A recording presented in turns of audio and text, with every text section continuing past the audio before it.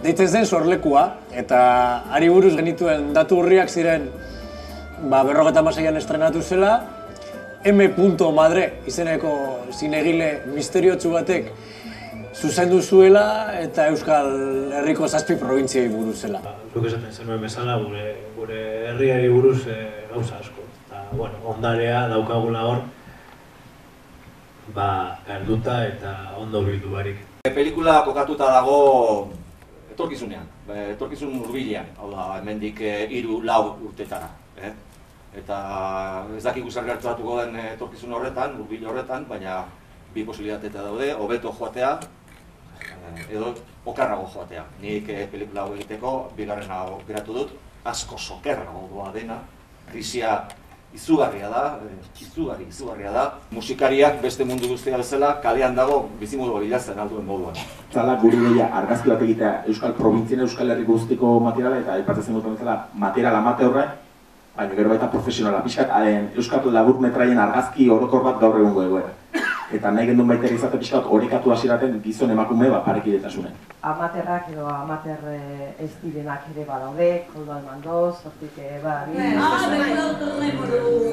Etorri da gaur izpide dugun liburu hau, 12etan Bermuta. Berta da protagonista, eta berak izan gana olako bakarrizketan moduko batzuk, bere bizitan garrantzitsuak izan diren pertsonekin. Eta jarri nahi izan nion izenburua, nire helburua zalako kontatzia, bastakit, nahizta bizitzak euki arantza horiek, baduela momentu goxoak, ezta? Eta gehiegi pentsatu gabe disfrutatzen bakarrikan pasatzeko moduko momentuak, ez? Eta hortikan, pixkat izenburua. Izan da botaka emozional bat, hau da, niri gauzak okurritxuala, burutik pasahala, junaiz botatzen, ez? Pasarte laburrak bezala dira, olako pildora batzuk moduan, ez da? Eta hori da, batzutan abia-puntua izan delako hitz bat, beste batzutan abia-puntua izan delako hausnarketa bat, beste batzutan abia-puntua izan da, ez dakit, sentsazio bat, sentimendu bat, emozio bat.